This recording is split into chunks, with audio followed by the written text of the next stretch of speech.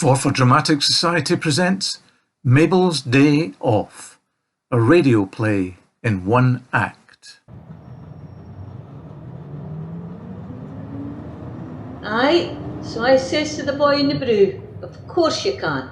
But he says, Mrs. Brocklebank, we cannot reclassify you as a widow. Your husband's not dead yet. So I says, well, he's not moved from in front of the telly for 3 days. How much more dead do you want him? Aye, Mabel, you dinna ken what it's like living with a lazy, good-for-nothing slob. I'll tell you, if only I'd thought to get him insured, well, you know what he said the other day as well? He said, you're not exactly Miss World, are you? Cheek, you're awful lucky with your man. I dream of having a man like yours, being happy and that. This your stop then, is it, Mabel? Well, cheerio then, see you later. Aye, awfully nice that Mabel. You've no idea the time she gives up for others. Looks after her man really well. Oh aye, he's no complaints on that score. No like mine, and he needs looking after. Well, cheerio then, Mabel. She's always got time to listen to your little moans and that. And then there's the old folks down the road from her. Never a day goes by which she's given somebody shopping or minding a biddy's cat or cleaning some old boy's cludgy for him. Mind you, it's not the sort of thing I do, necessary though it may be. I have my own personal standards, and I must say that doing someone else's cleaning for them, well, it's not really my cup of tea. In fact, doing any cleaning's not really my cup of tea. Mabel! Morning, Mabel. Fish today? Got a lovely bit of trout. Fresh! Fresh! I had to give one a belting because it was nibbling the watercress. That's how fresh. Oh, tell you what you'd like. I've got Dublin Bay prawns in. You know, same as Whitley Bay prawns, only these were on their holidays when they were caught. It can't tempt you? No? The same with the wife. She's gone right off fish. What can you do? I mean, here's a fishmonger, and I've got a wife that says, oh, I think I'll just have an apple, will I? It was good of you to bring home that salmon, but an apple'll do me. What do you think I should do, Mabel, eh? Or you're in a hurry? Sorry. Well, there's always tomorrow, eh? I'll see you later. Bye now. Now, there's a woman that knows her fish. And I'll tell you, and I don't care who knows it, often she's in here buying a bitty sole for the biddy next door's cat or a crab for some old boy that can't afford it. You know it's not for her. It's an awfully big heart that woman's got. She's always got time for a few words of advice if you've got a problem.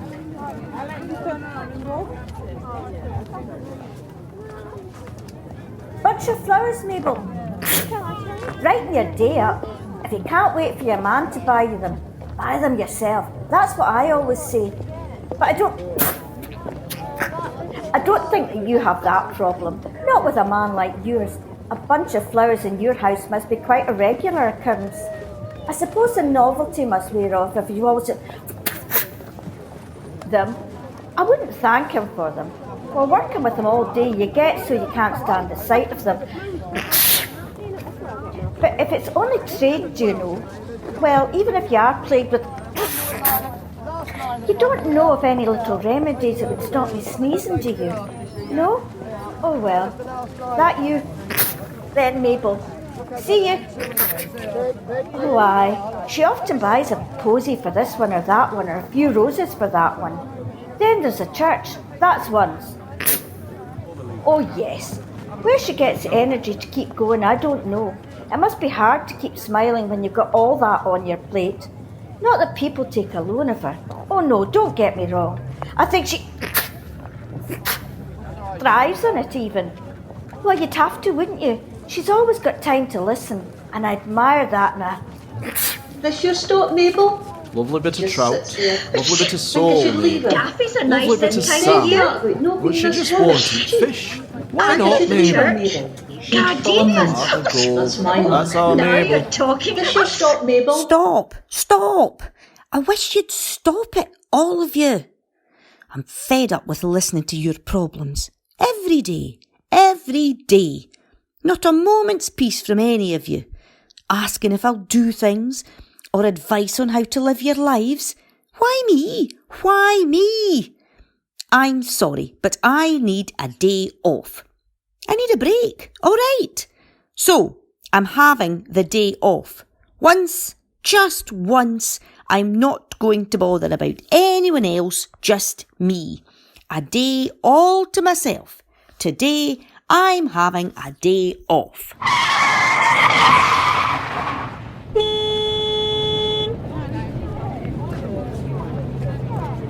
Mabel, are you alright, Mabel? Oh, Jimmy, I don't know what came over me there. I felt really strange for a minute. Really strange. Oh, dear. I'm all right now, though. You sure? Here, give me your bag. We'll go into my dad's shop and you can have a seat. I'm all right, really. Come on. We'll get run over if we stand here. All right. I'm going to your dad's shop anyway, so you can carry my bag. Here, should you not be at school? Nah, I'm off today. I hope you're not skipping school. You shouldn't do that. I'm going into my dad's butcher shop when I'm 16. Anyway, so it's a bit of like on-the-job training. So they know at the school then? Well, not really. It's double French today. Nobody goes to double French. And it's not as though there'll be a lot of call for it in the butcher shop. So you're having a day off? Yep, a day off. I'm having the day off as well. That's what I was thinking about in the middle of the road. What are you going to do? I don't know. Read a book, maybe? Read a book? There must be something more exciting than that. What would you do? When? On a day off. Off from the school. If you could do anything. Anything? Anything. And not getting telling off? Anything you want. Well, I'd climb Everest. Nah, you'd need weeks to do that. You said anything, so I would. I'd fly a jet, a tornado, and I'd fight a bull in a bull ring. Hey, Taro! That's cruel. Not for a butcher's boy, it's not. What else? Play for United, naturally. Score a goal. Go down in a submarine. Drive a racing car. And I'd marry your dinner lady. What? Marry the dinner lady? You should see her, Mabel. She's a real cracker. She always gives me double helpings, whether I want them or not. She's brilliant. What else? Nothing else, really. But you know what would be really good? Nah, it's not the same. What? Tell me. Anything you want. Well, to be able to stop my dad moaning about how people never buy his steak pies. He goes on and on about it. They didn't buy because they say they're too expensive, but they're the best in town. And I'd be cutting my own throat to make them any cheaper. He's always saying it. That would be good. Stop him moaning.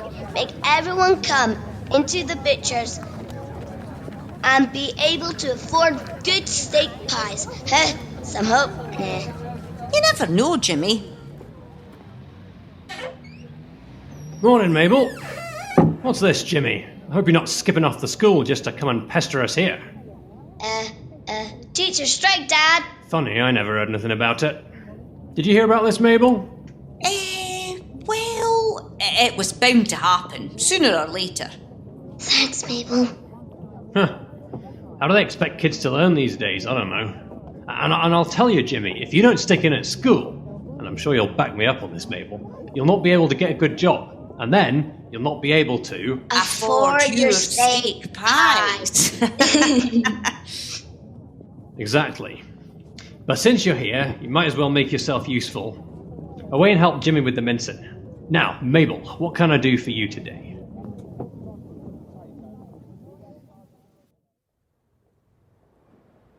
Here, missus. Yes?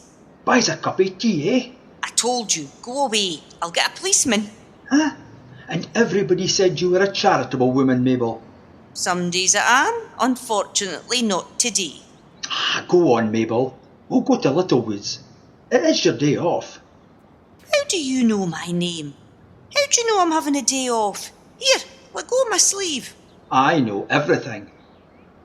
Well, you'll know I'm going to scream if you don't let go of my sleeve. The woman on the bus that's man's not dead. The fishmonger whose wife won't eat fish. The florist that sneezes. The wee boy that's going to work in his daddy's butcher's. I know it all. That wee laddie saved your life, Mabel, when you were in the middle of the street. That bus, it would have got you any moment then. It would have got you. Even me hearing your cry for help wouldn't have saved your life there. It would have been too late. What cry for help? You know.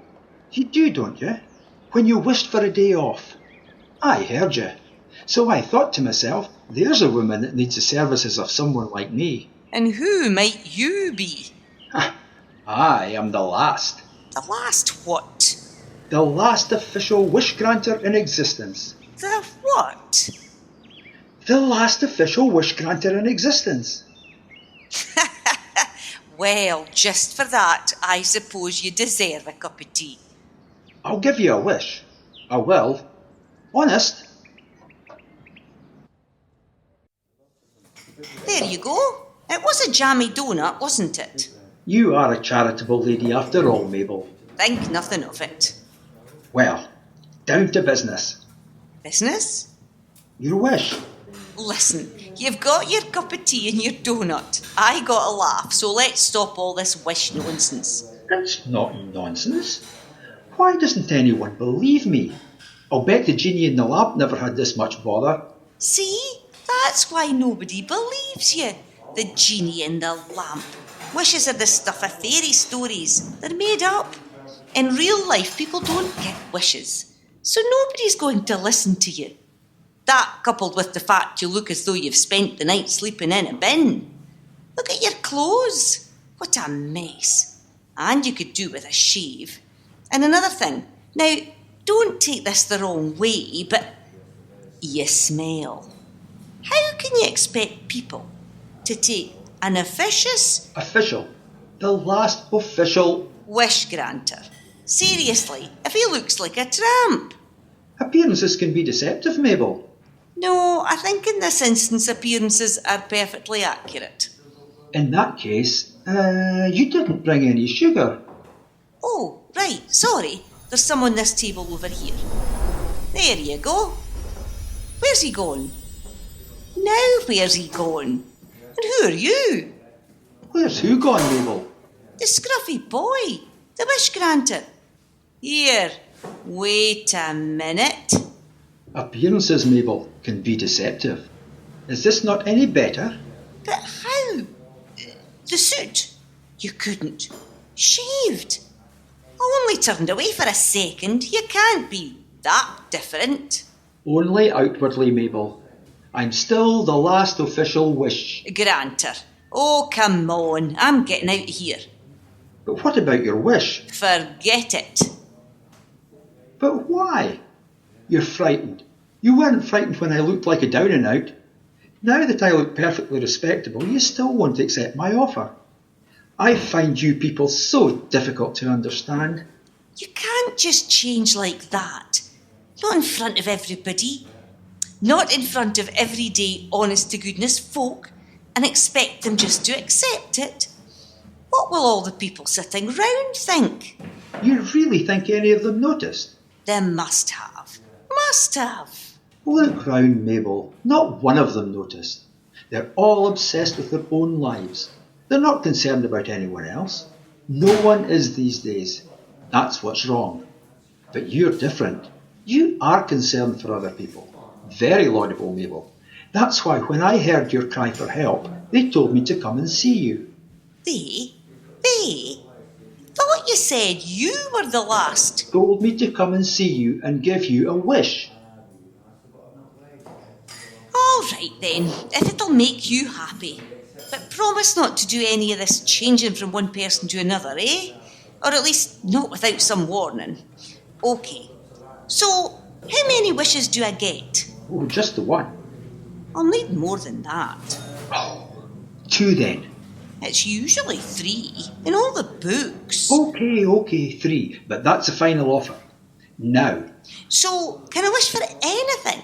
Well, there is a book of guidelines, more common sense than anything else, issued to steer the unwary wish-taker away from more problematic wishes. I have a copy here somewhere if you would like to browse through it. Just give me the gist of it. Oh, all right, but I think it would be better if you had a wee read of it. No? Well, for example, everything you touch to turn to gold. Oh, not a good one, Mabel. My das. He was in my primary 4 reading book. The very king. Lots of obvious problems with that one. And we don't allow any of the wishes to be used to facilitate another 3 wishes. That would drag on, and I don't get paid for overtime. Nor do we appreciate the rather hackneyed, all my wishes to come true. I was caught out with that one quite badly once. Andrew Lloyd Webber, ring a bell? Had an awful job putting the brakes on him. So since then there's an enforced 5-minute time limit on the direct consequences of any wish. That's not to say if used cleverly, the indirect consequences could be everlasting. So, as you see, Mabel... It's all a bit complicated for something as simple as getting a wish. Simple? Simple? They're a precious commodity, Mabel, not doled out willy-nilly. But, it would be all right to say, I wish to be Miss World? Take your time deciding and think before you speak. That was the other instruction. Oh, too late now.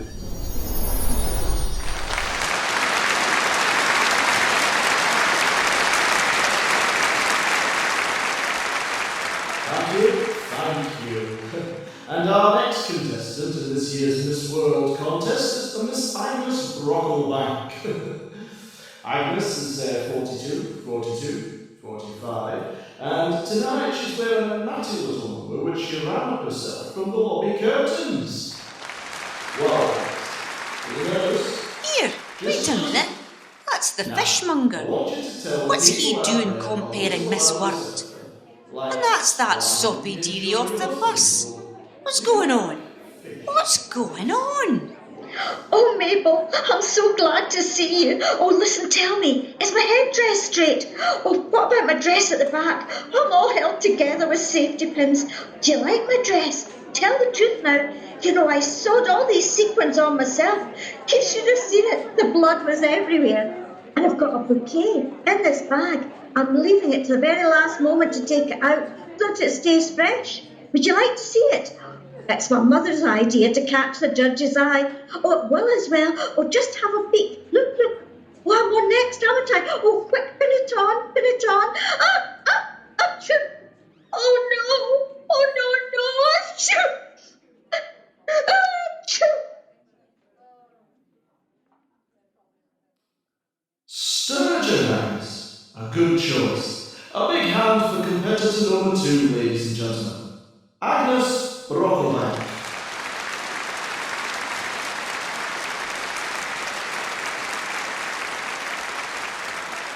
Competitor number 3, ladies and gentlemen, is our local florist. Yes, I can hear her. Well, tell her to take the bloody flower off then. Contestant number 4 then, ladies and gentlemen, is your friend and mine, Mabel. Mabel is looking well-rounded, should we say. Yes, rounded. Tonight she's wearing a lovely but practical dress, sensible shoes, and yes, I do believe it's a rain mate. Now, Mabel, we know you win the contest, but you'd better say a few words. It's something about animals or donkey sanctuaries, eh? Some banality. What do you mean? We know you're going to win. Well, it is your wish. What's the point of having a wish and not being the most important person in it? We're just here to make up the numbers after all. Now, it says here that your main interests are listening to other people's problems and taking care of old Billy's cats. Is that correct?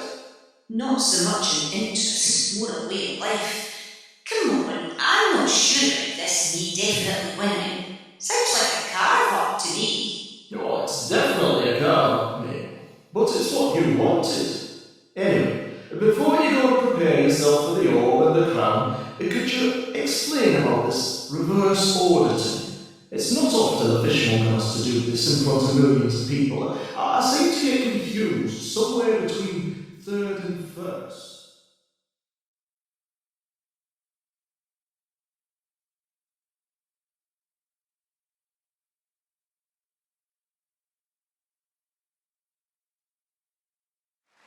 Then in third place, and in second place, a woman who knows her fish.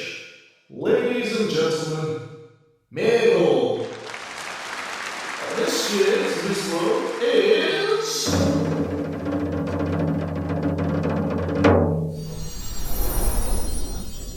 It was the woman from on the bus that won, wasn't it? Agnes. It was that, Mabel. That's because you changed your wish halfway through, and that's no playing the game. I had to. I didn't expect my wish to be full of people I knew. I worked a small budget, Mabel. It wasn't what I expected.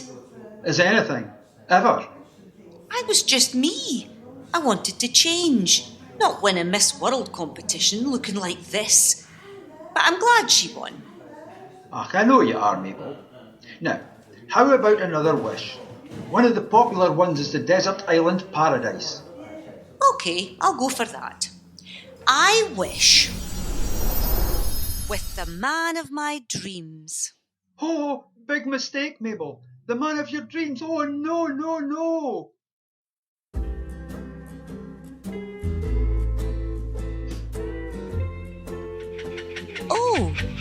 Oh, would you look at this? Brilliant. This is more like the thing.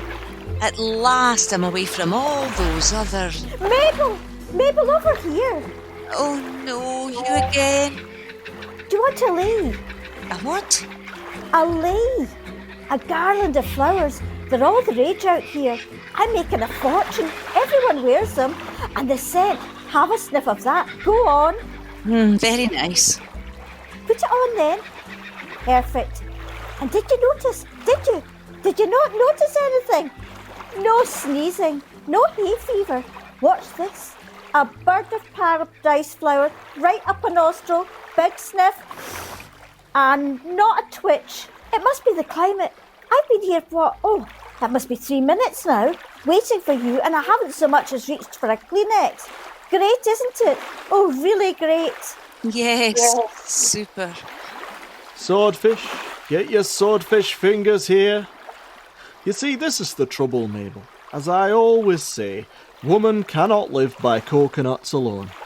But does she listen? Does she? No. Exactly. This island's shores are a veritable McLeish's shop window of abundant tropical marine life, ripe for the harvesting. But the wife still says to me, "Oh, but I think I'll just have a bitty coconut." So what have I got to do? Set up a stall under this big tree and wait.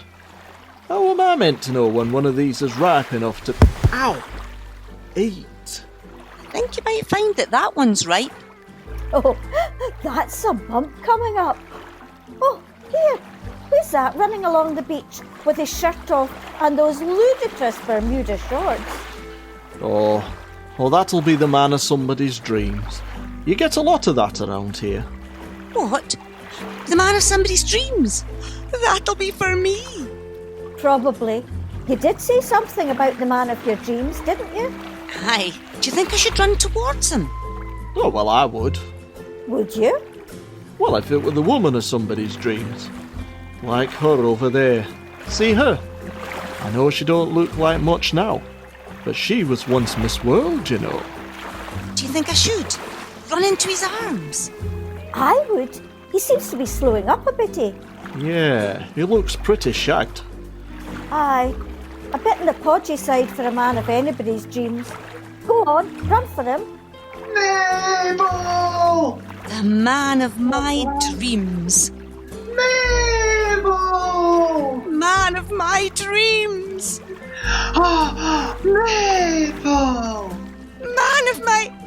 Here, wait a minute. You're not the man of my dreams. You're my husband. Oh, come on, he's my... husband. He was my husband. He was. He is. The man of your dreams, Mabel. But it wasn't very exciting, was it? If you'd said you'd wanted the man of someone else's dreams, that would have been very different. But you didn't. This isn't turning out quite the way I had expected. Did I not warn you that people's wishes is open to my interpretation? Well, actually, no, you didn't. But I feel I deserved them not to be good. It's because I've been selfish, isn't it? I don't think so. I have. Everything I wished for was for me. But, like I said, it's all a case of interpretation. I got to interpret your wishes. So the florist and the fishmonger have had a good time. OK, you got hit in the head with a coconut, but the bump will go down and his wife will realise that if it's a choice between coconuts all day every day and fish, then she might just like a bitty lemon soap for her tea tonight. The florist's hay fever got better, that was good. And the woman on the bus? Well, next time her man says, "You're no Miss World, are you?" she'll be able to say, "Aye, well, that's where you're wrong, smartass. I was once." It's that easy. Oh, and I know what your last wish is going to be too, Mabel. How? Well, you forget. I know everything, Mabel.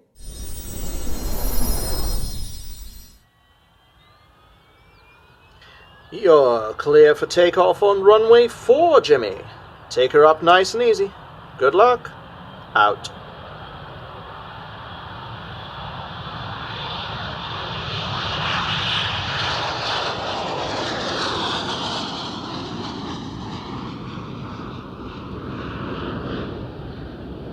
Whee! This is Brill! Yoo-hoo! Oh, magic! I want to do this forever! Hello! Whee! Young chap, excuse me, I wonder, any chance of you taking a snap of the two of us up here? Would that be a possibility? Sure, Edmund? Is it Sir Edmund? Some view, huh? Top of one mountain's more or less the same as the top of another mountain, I would say, but at least if you could get a picture of Tensing and I up here together, it'll dispel any future speculation as to who got to the top fast. Don't you think? Good idea. Gives your box brownie here. Then, oh wow! Oh, would you look at the size of that thing? Think of all the steak pies in them. Oh my God, Mommy, I want to be a vegan. Oh!